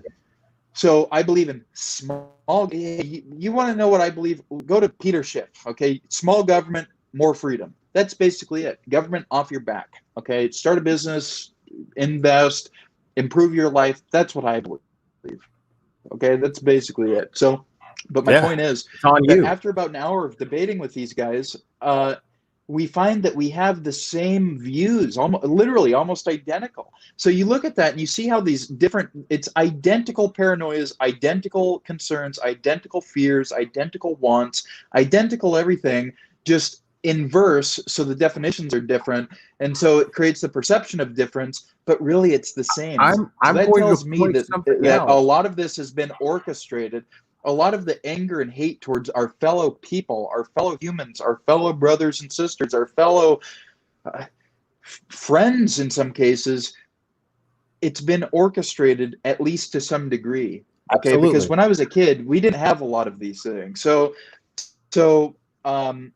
I think that people should really just get back to basics, get back to human 101, and realizing that we're all people on this planet. It's not complicated, okay? And strip the people that are manipulating behind the scenes, strip them of power, call them out for who they are. And I'm not going to say who their names are because I don't want to be suicided, but But people do some research and find out who these people are. They're out there. They're Yeah, open. They have yeah. white papers. They tell you what they're doing. So, There's so, so it's not conspiracy theory. These people are out there, I and agree. that's number one. Well, you And look at the evidence. take their power away, and give yourself power. Give yourself power in realizing you have freedom. You have power to build up your own life. The government doesn't give you that power. You give yourself that power in realizing you have that power and believing it and internalizing that belief and manifesting that in reality and building your life up. And that I applies to completely agree. everybody. It's old, young, everybody. I completely But agree. people need to realize that on a higher degree. And I see, this is my thing. I see past, I like to look between the lines, and I like to look past what's in front of me. I like to try to look past it. And I'm going to point something out that's going to be a little uncomfortable, but anybody would be a liar if they denied it in this chat. Now, Brother Preach is new to the channel, but right now, let's be honest. People are being really nice to Brother Preach in the chat because they know that he's black and they're afraid of offending him, and they're being very sensitive to him. And the reason why that is because there has been a narrative created to now we have to be, in a way, in any way they can shape it, afraid somehow.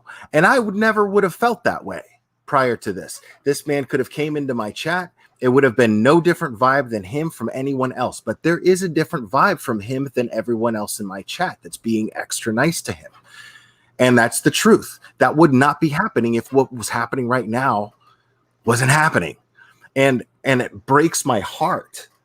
It breaks my heart because I've never looked at anyone differently. And now is when I'm starting to. Now I'm seeing through the bullshit. I'm seeing through the bullshit. So it's not changing my opinion in any way of anyone else. It's just changing my opinion, or it's making my opinions that I've already had about the overall government and the system that we're under and the way that people think. It's making those opinions much stronger. And it's making me very pissed off because I don't like the fact that this man has to come in my chat and feel differently. It pisses me off. You know, I have people say to me, "You're a white male." Okay, for one, white male, as if that's the most two-dimensional thing. I grew up extremely poor. Extremely two-dimensional. But listen, I grew up poor. My mom received some form of assistance. I don't know what it was. I was too young. But we didn't have food for 1 or 2 weeks out of the month. Okay. My mom loved me. She did everything in her power, but she didn't pursue her full potential. She was probably a genius. She spoke French. She was many things, but very artistic, very creative. But for some reason, she didn't pursue her potential. But that's a side point. So grew up extremely poor. I was expelled for no reason from schools. I had the police pull me over multiple times when I was riding a nice bike that my mom got me for a biking trip through the San Juan Islands. So they said, "There's no way Colton Harris Moore could have." They knew who I was. They drive through the neighborhood, and there's no way. And so they arrest me. They charge me with crimes I didn't do. I've been vilified by the media. I've been vilified by just about everybody. I've applied for jobs, dozens and dozens of jobs. Nobody wants to touch me at the 10-foot pole, so I have to do everything on my own, which I'm actually happy it turned out that way because I have much more freedom.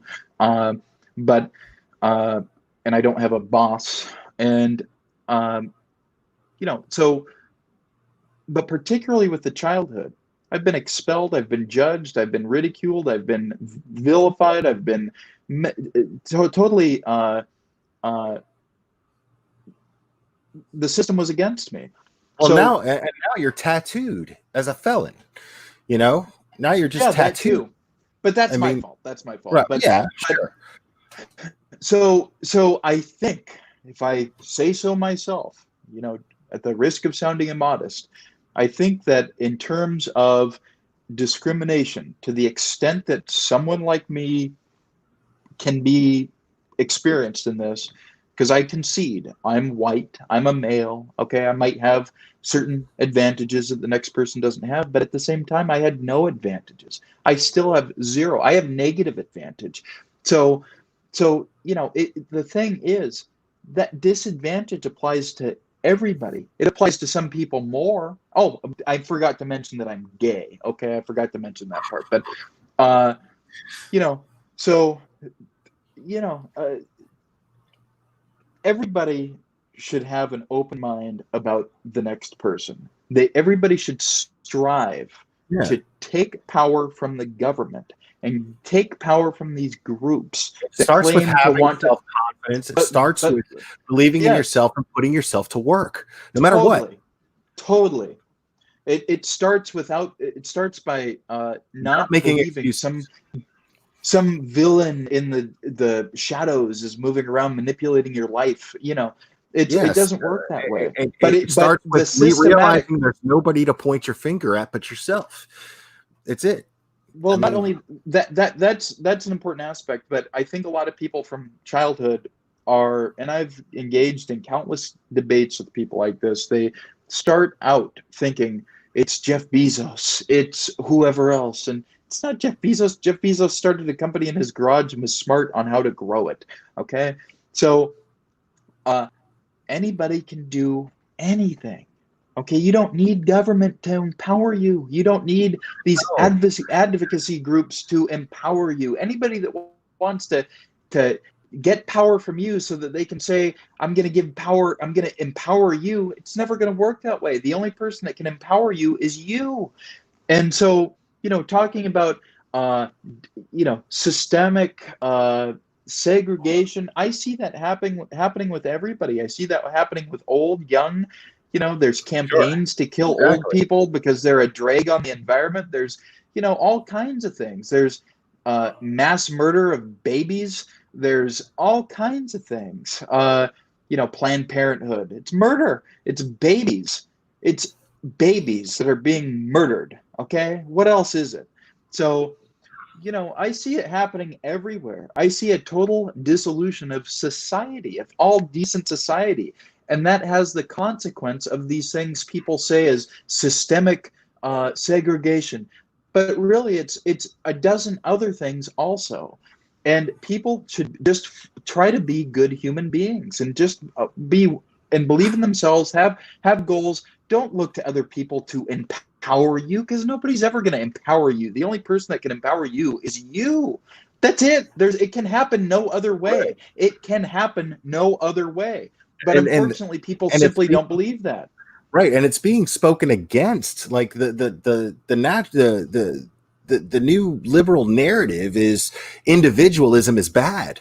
They actually make it a point to point that out, and it's not, because when you focus on yourself and you worry about what you are doing, and you're doing your best to project a positivity in your personal environment, that contributes to others' environments that are around you. Well, so, absolutely. And I see wrong with somebody on here. I see somebody left a comment, gender and skin have nothing to do with a person's mind, heart, and soul. That's absolutely true. Absolutely. But listen to this. Nothing you and I are saying on here is going to influence the trend. Nothing. We could be totalitarian rulers and nothing. Truth is, we're up here bitching like they are. Yeah.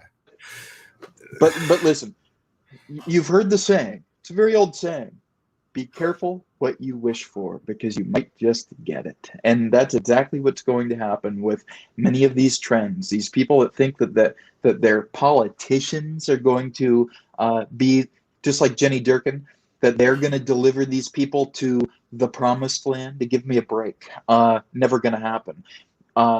These politicians are going to suck them dry of every vote, every ounce of power, until you have none left. And then you have no choice. You have no hope.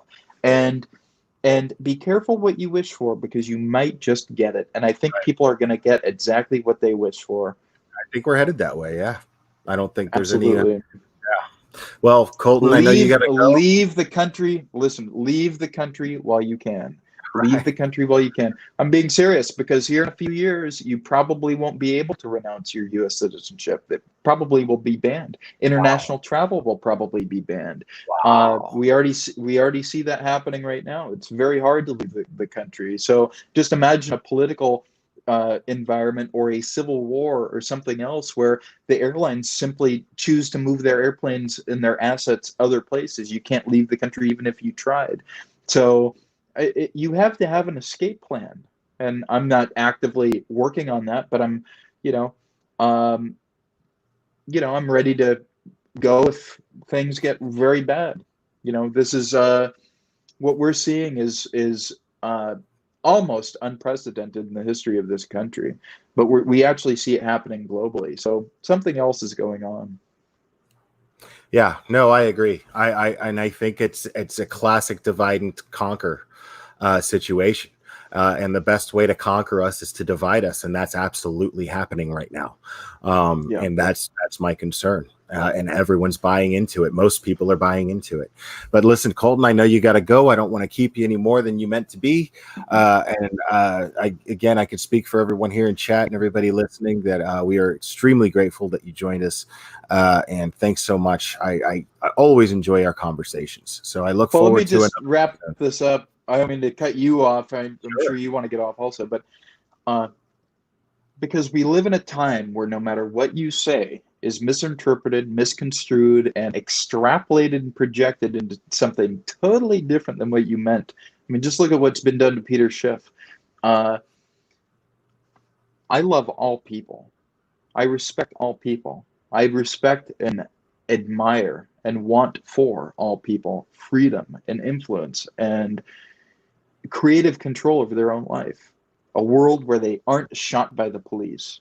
I've been shot at by the police. I know what it's like, okay? So totally unarmed, riding on a bike, and they start shooting at me, okay? So I know what it's like. I know what it's like to be expelled from school because the principal doesn't like you, because you don't fit in with all the other middle-class children, because you're very poor. I know what these things are like, okay? I know what it's like to be charged with crimes you didn't do.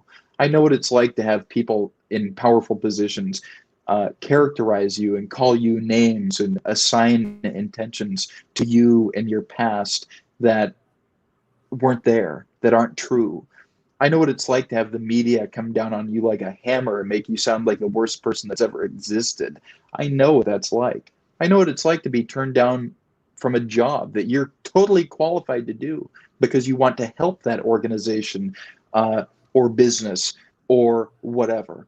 But for whatever reason, they don't hire you because you're not the perfect little candidate visually. I know what that's like. So when I have my companies, you'll see that. I'll hire anybody. Man, woman, gay, straight, lesbian, it doesn't matter to me. Black, white, does not matter. Because I look at the person, okay? The content of somebody's character. Martin Luther King said it best. And the first time I listened to that speech, I actually cried. I was on the run when I listened to that. I think I was about 16 years old. The first time I heard the complete speech, and I actually cried. So, because more beautiful words have never been spoken, and it's so true. Yet it's been forgotten, or it's not held close today. And the words of so both Martin Luther King Jr. and Malcolm X, it starts with cleaning up your own backyard. They've both said it. Well, I mean, even if you want to look at how you clean up your backyard, so to speak, by taking accountability. How the hell do you do that? You do that with your own being responsible and accountable for your own life, and that process is replicated in other people, and pretty soon, entire society is uplifted. And so. I just see terrible things happening in this country. The public education system's a total disaster. I think people are just, they start off with such a tremendous disadvantage in terms of historical knowledge. And listen, I dropped out when I was in 9th grade to go on the run and steal boats and airplanes. So everything I know, I mostly taught myself. Okay, Right. it's just inherent curiosity. So people need to be inherently curious and have an open mind. Don't think you have it all figured out. Oh, capitalism's bad, and so I'm only going to listen to the people and MSNBC and everybody else that agree with that concept because that's what I believe. Have an open mind. Look objectively at the historical record. I mean, you have to go back hundreds of years, but go back thousands of years. Yeah. Go to thousands of years and figure out what you learn about society when you go back thousands of years. Look at Alexander the Great.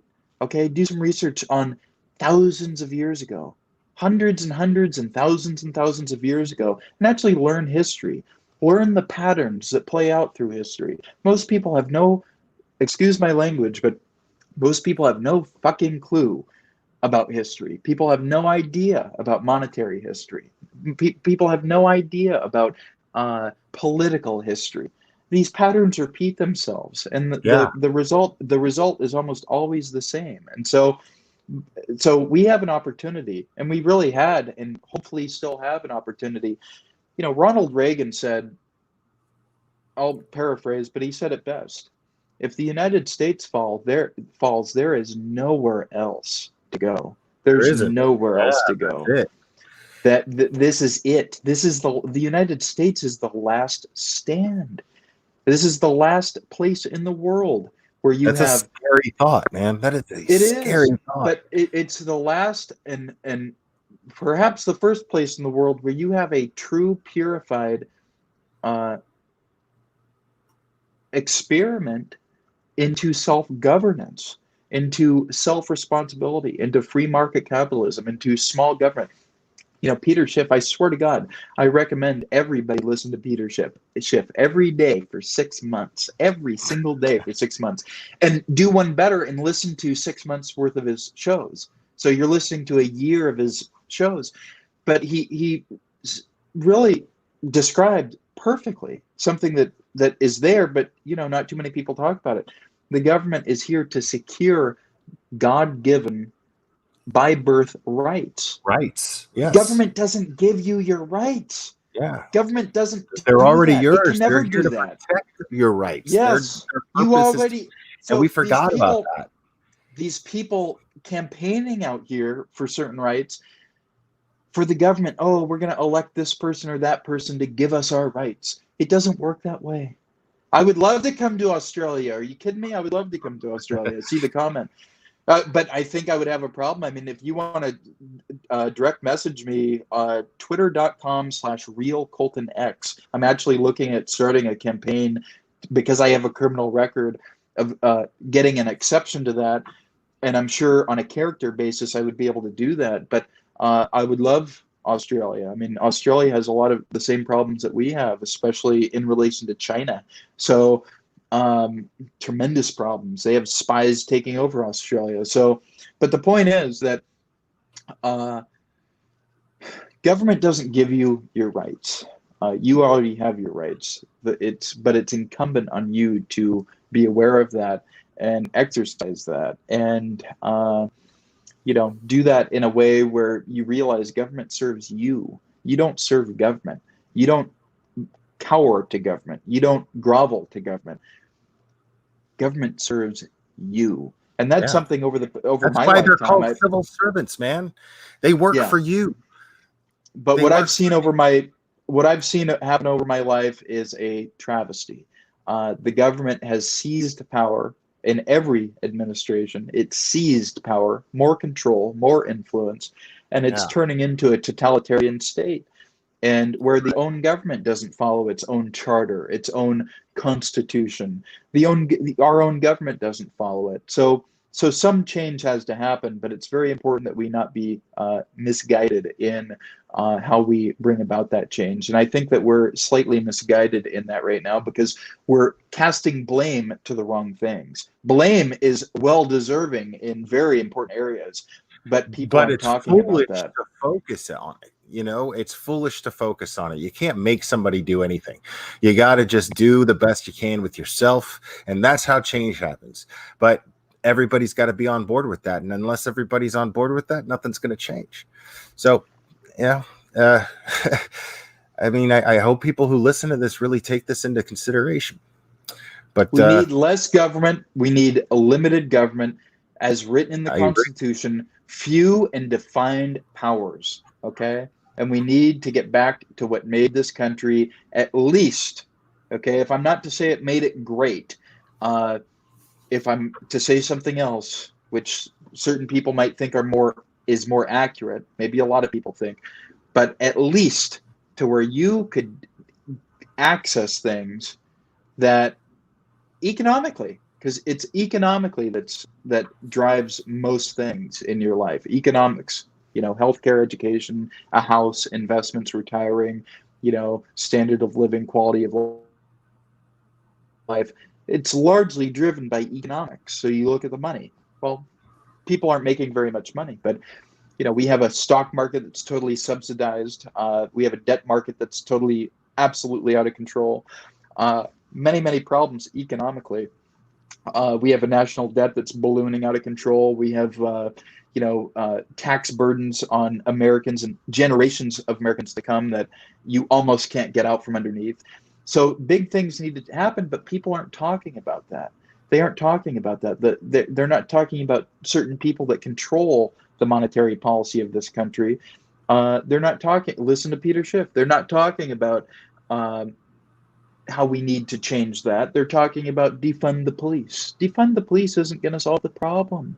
It's not going to put more money in your bank account. Okay, they can print money and give people money, but that just worsens the problem. It's called inflation. Right. When they print money, they create inflation, which means your money is worth less, which means the prices of things cost even more, which means you're in an even worse situation than you were before you received the money. So it's not a good situation. And so we need to start assigning blame, or at least pointing fingers at where the problems truly, deeply reside, not at the superficial things that are trendy in the moment. To defund the police. That's not going to improve people's lives. I agree. All right. So, you know me, I can keep talking for 2 hours. Yeah, but I love you, man, and I'm really glad that you joined us. And thanks. And hopefully we could do this again. I would love to. Just let me know when. Listen to Peter Schiff. All right. I'm telling you, retweet his videos, repost his videos. Listen to Peter Schiff day in and day out. Every time he comes out with a video, there's 5% or so that he says it's a little wacky as far as more extreme political, I guess you could call, beliefs, or more purified beliefs. But as far as, constitutional interpretation, even though we don't interpret the Constitution, but you know what I mean.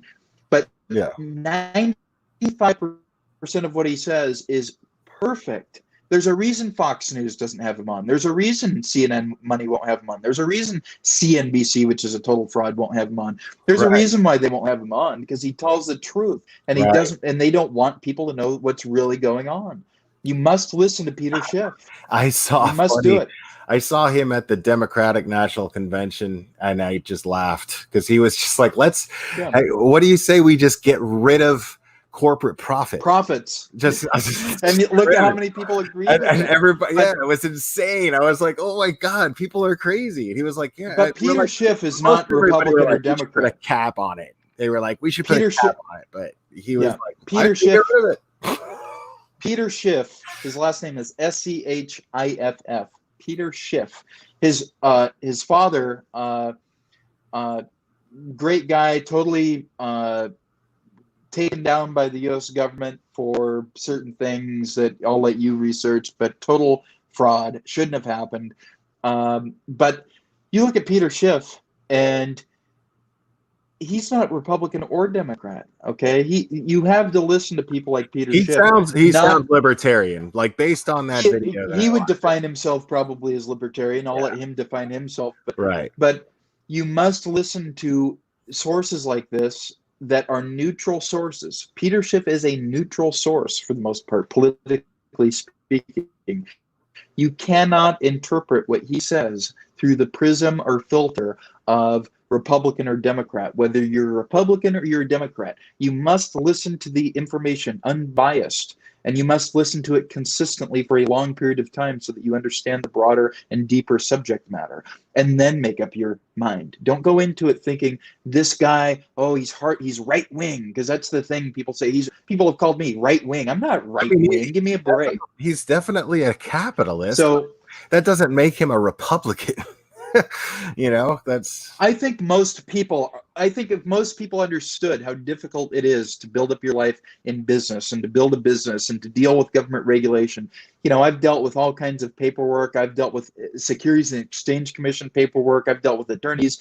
And after all of that time and energy and expense, it turns out that I'm going to have to do something different, probably in a different country, because there's too much regulation. I'm discriminated against for something that happened 10, 15 years ago. That you paid the price for today. And some. Yeah. So Peter Schiff understands these things well, and he understands we need a smaller government, and people must be not burdened with things. They cannot start in the red. And most of the population is in the red, and they can never break out of that. And Peter Schiff time and again tries to illustrate and inform people toward that fact and describe why. Look at the Federal Reserve. Do research on the Federal Reserve, the interest rates, the money printing, the inflation. Look at all of these things. The bill always comes due. And Peter Schiff has been warning about this for years. And you think the riots are bad now? Wait until the U.S. dollar is replaced as the world reserve currency. Wait until that happens. You're going to have big problems. And so people aren't pointing fingers at the things that are actually driving a lot of this social dissatisfaction across all demographics. People's dissatisfaction in life, particularly socioeconomically. People are not pointing the fingers at the right places. Right. Yeah. No, you're right. You're right. And I think it's like you said, it's probably an inevitable outcome that what's coming here, because it probably is. People's minds aren't going to change. People feel conviction towards their beliefs right now, and a lot of it just doesn't make any sense. That's why I keep hearing, I feel like I'm in the Twilight Zone. It feels like that. Because I feel like I'm seeing something that's clear and apparent. And people are not only not seeing it, but they're feeding into it, and they're feeding it. So it's a very scary time. It's a very scary time. Well, just my very last point. Just wait until all these people that think, oh, we're going to change the government, we're going to do all these things. There's all this other stuff going on in the background. Monetary policy, international issues, all kinds of things. Now, the only reason people feel empowered or feel like they have power yet to come, and they can have their life and they can build everything up and everything's great, they can start a business. The only reason they feel that is because the U.S. government, this country, has the U.S. dollar, and the U.S. dollar is still very strong internationally, although it's probably actually pretty weak.